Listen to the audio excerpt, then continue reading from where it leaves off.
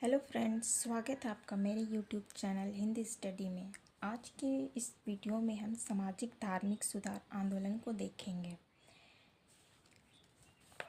आधुनिक काल में सामाजिक धार्मिक आर्थिक सुधार आंदोलन के क्षेत्र में कई सारी कुरीतियाँ धीरे धीरे विभिन्न धर्मों में फैलने लगी। भारत के बुद्धिजीवी वर्ग सामने आते हैं और सामाजिक धार्मिक सुधार को लेकर भरपूर प्रयास करते हैं। पुनर्जागरण आधुनिक भारतीय इतिहास की एक महत्वपूर्ण घटना है जिसने भारतीयों को आत्मनिरीक्षण करने के लिए विवश किया। इस काल को हम पुनर्जागरण के नाम से भी जानते हैं। पुनर्जागरण के कारण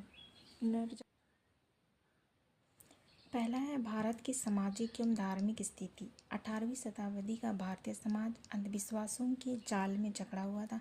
समाज कठोर जाति प्रथा पर आधारित था। छुआछूत का परंपरा अपने चरमोत्कर्ष पर पहुंच चुकी थी, जिससे भारतीय समाज उच्च एवं निम्न दो वर्गों में विभक्त हो गया था। समाज में सती प्रथा, कन्यावर्ग, विधवा व्यवस्था, प्रथा व्यवस्था, अशिक्षा जैसी कुरीतियाँ विद्यमान थी। इन्हीं कारणों से सामाजिक धार्मिक सुधार आंदोलन की आवश्यकता पड़ी। तो 18वीं शताब्दी में भारतीय समाज में विभिन्न प्रकार की अंधविश्वास कुरीतियाँ विद्यमान थी। दूसरा है ईसाई धर्म का प्रचार प्रसार करना। 1813 के अधिनियम द्वारा ईसाई मिशनरियों का भारत में आने, यहाँ बसने तथा प्रचार प्रसार करने की अनुमति मिली।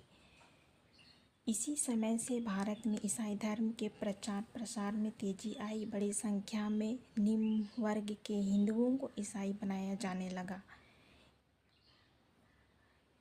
तो 1813 का अधिनियम जो बनता है उसमें ईसाई मिशनरियों को भारत आने का अनुमति मिल जाती है और भारत आकर यहाँ के लोगों के निम्न वर्ग के लोगों को ईसाई बनाते हैं, जिससे हिंदुओं में प्रतिक्रिया हुई और सुधार का कार्य हुआ। तीसरा है अंग्रेजी शिक्षा एवं पाश्चात्य विचारधारा का प्रभाव। भारत में अंग्रेजी प्रभुत्व की स्थापना के साथ ही पाश्चात्यकरण आधुनिकीकरण की प्रक्रिया प्रारंभ हुई। इसका प्रभाव कलकत्ता, मद्रास एवं बम्बई में पहले पड़ा। इससे एक नए वर्ग का उदय हुआ जिससे मध्यम वर्ग कहा गया है। आगे हम देखेंगे राजा राममोहन राय। बंगाल में शुरू हुए सुधार आंदोलन का नेतृत्व राजा राममोहन राय ने किया। बंगाल में सुधार आंदोलन का सबसे पहले शुरुआत राजा राममोहन राय ने किया।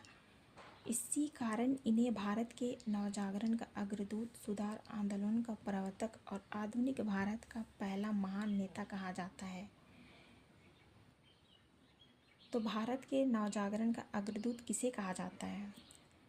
राजा राममोहन राय को भारत के नवजागरण का अग्रदूत कहा जाता है। राजा राममोहन राय का जन्म 22 मई 1772 को बंगाल के राधानगर में हुआ था। आगे है राजा राममोहन राय की प्रारंभिक शिक्षा। फारसी और अरबी भाषाओं में पटना में हुई, जहां उन्होंने कुरान, सूफी, रहस्यवादी कवियों की रचनाओं तथा प्लेटो एवं अरस्तू की पुस्तकों के अरबी संस्करण का अध्ययन किया। अरबी, फारसी, कुरान, सूफी, प्लेटो, अरस्तू की पुस्तकों के अरबी संस्करण का अध्ययन किया। बनारस में इन्होंने संस्कृत भाषा, वेद और उपनिषद का भी अध्ययन किया। वर्ष 1803 से 1814 तक इन्होंने ईस्ट इंडिया कंपनी के लिए वुडफोर्ड और डिग्बी के अंतर्गत निजी दीवान के रूप में काम किया। वर्ष 1814 में इन्होंने नौकरी से इस्तीफा दे दिया और अपने जीवन की धार्मिक, सामाजिक एवं राजनीतिक सुधारों के प्रति समर्पित करने के लिए कलकत्ता चले गए। इनका पहला ग्रंथ फारसी ग्रंथ में तोहफत उल मुहिजीन एकेश्वरवादियों को उपहार प्रकाशित हुआ। इसमें मूर्ति पूजा का विरोध किया गया है और एकेश्वरवाद को सब धर्मों का मूल बताया गया है। 1825 ईस्वी में कलकत्ता में वेदांत कॉलेज की स्थापना की। तो वेदांत कॉलेज की स्थापना किसने की? राजा राममोहन राय ने वेदांत कॉलेज की स्थापना की। इन्होंने ईसाई धर्म के कर्मकांड की आलोचना की और ईसा मसीह को ईश्वर के अवतार के रूप में खारिज कर दिया। प्रिंसेप्ट्स ऑफ जीसस 1820 में इन्होंने न्यू टेस्टामेंट के नैतिक और दार्शनिक संदेश को अलग करने की कोशिश की, जो कि चमत्कारिक कहानियों के माध्यम से दिए गए थे। 1828 ईस्वी में इन्होंने ब्रह्म समाज की स्थापना की, जिसका उद्देश्य राजा राममोहन राय की मान्यताओं के अनुसार हिंदू धर्म में सुधार करना था। तो मोस्ट इम्पॉर्टेंट क्वेश्चन, ब्रह्म समाज की स्थापना कब की गई थी? तो ब्रह्म समाज की स्थापना 1828 ईस्वी में की थी।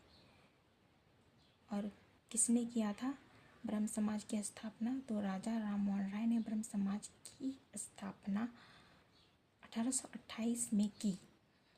इन्होंने समाज सुधार एवं शिक्षा के विकास पर अत्यधिक बल दिया। 1829 ईस्वी में इन्हीं के प्रयासों से सरकार ने सती प्रथा निषेध कानून पारित किया। तो सती प्रथा निषेध कब किया गया? 1829 ईस्वी में सती प्रथा निषेध कानून पारित किया।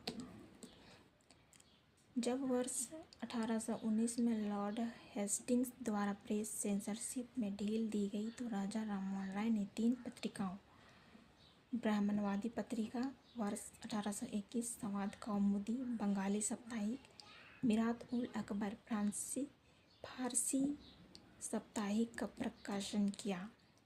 तो राजा राममोहन राय ने 3 पत्रिका का प्रकाशन किया। पहला है ब्राह्मणवादी पत्रिका, दूसरा है संवाद कौमुदी, मिरात उल अकबर।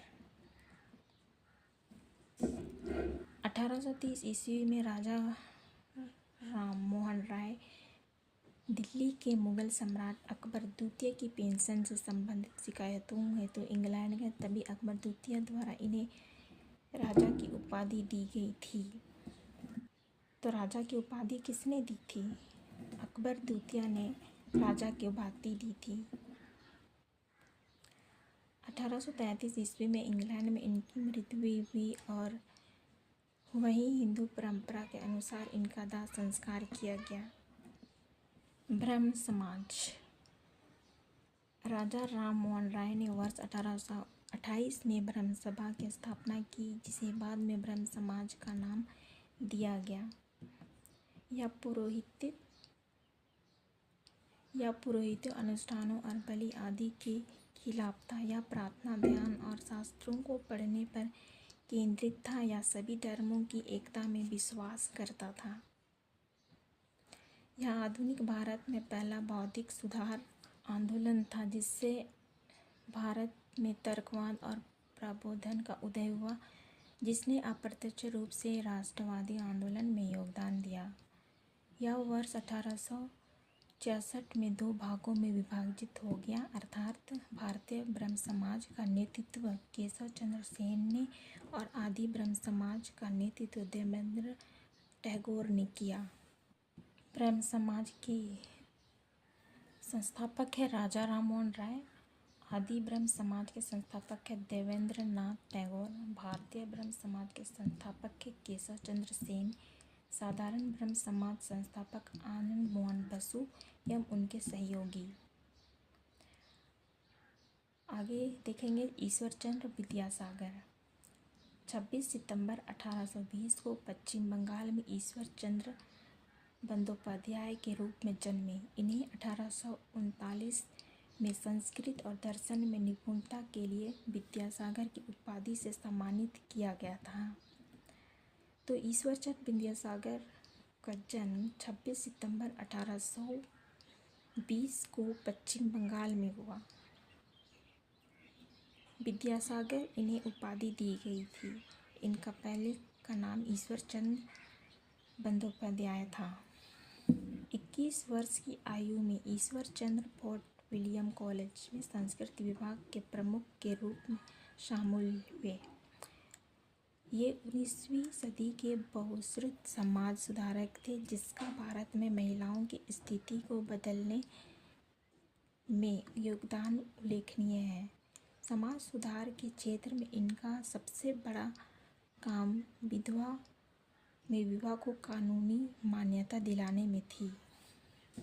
इन्हीं के प्रयासों से ब्रिटिश सरकार ने 1856 में विधवा पुनर्विवाह अधिनियम पारित किया गया। तो विधवा पुनर्विवाह अधिनियम कब पारित किया? 1856 में किया गया। 1856-60 के मध्य इन्होंने 25 विधवाओं का पुनर्विवाह कराया। पुरुष प्रधान समाज में ईश्वर चंद्र विद्यासागर ऐसे व्यक्ति थे जो महिलाओं और लड़कियों के हक में कार्य करते थे। उनकी आवाज़ महिलाओं और लड़कियों के हक के लिए उठती थी। वे नारी शिक्षा के समर्थक थे। स्त्री शिक्षा के विकास में भी उनका योगदान महत्वपूर्ण है। इन्होंने बैतूल स्कूल के निरीक्षक की हैसियत से 35 बालिका विद्यालयों की स्थापना की। ईश्वर चंद्र विद्यासागर का निधन 70 वर्ष की आयु में 29 जुलाई 1891 को हुआ। आगे हम देखेंगे दयानंद सरस्वती। आर्य समाज की स्थापना की शुरुआत दयानंद सरस्वती से होती है। तो आर्य समाज की स्थापना दयानंद सरस्वती करते हैं। दयानंद सरस्वती भारत के एक महान दार्शनिक, सामाजिक नेता और आर्य समाज के संस्थापक थे। इनका जन्म गुजरात के में 1824 में एक ब्राह्मण परिवार में हुआ था। दयानंद सरस्वती का जन्म गुजरात में 1824 में हुआ था। इसका मूल नाम या सती का प्रारंभिक नाम मूलशंकर था। पूर्वानंद नामक स्वामी जी ने इन्हें दयानंद सरस्वती नाम दिया था। पूर्वानंद नामक स्वामी ने इन्हें दयानंद सरस्वती का नाम दिया था। इनके गुरु बिरजानंद दंडीस के अनुसार हिंदू धर्म धीरे धीरे अपनी ऐतिहासिक जड़ों से दूर जा रहा था और भटकता जा रहा था। तो दयानंद सरस्वती के गुरु थे बिरजानंद दंडीस। कुछ लोग जिन्होंने धीरे धीरे हिंदू धर्म में कुछ नई मान्यताओं को डाल दिया और डालते जा रहे हैं, उन सब मान्यताओं के कारण हिंदू धर्म दूषित हो गया था। हिंदू धर्म की ऐसी बिगड़ती हालत को देखते दयानंद सरस्वती द्वारा अपने गुरु बिरजानंद दंडीस को वचन दिया गया कि उनका पूरा जीवन हिंदू धर्म का जीवनोद्धार और वेदों को फिर से उनकी सही राह में लाने के लिए लग जाएगा।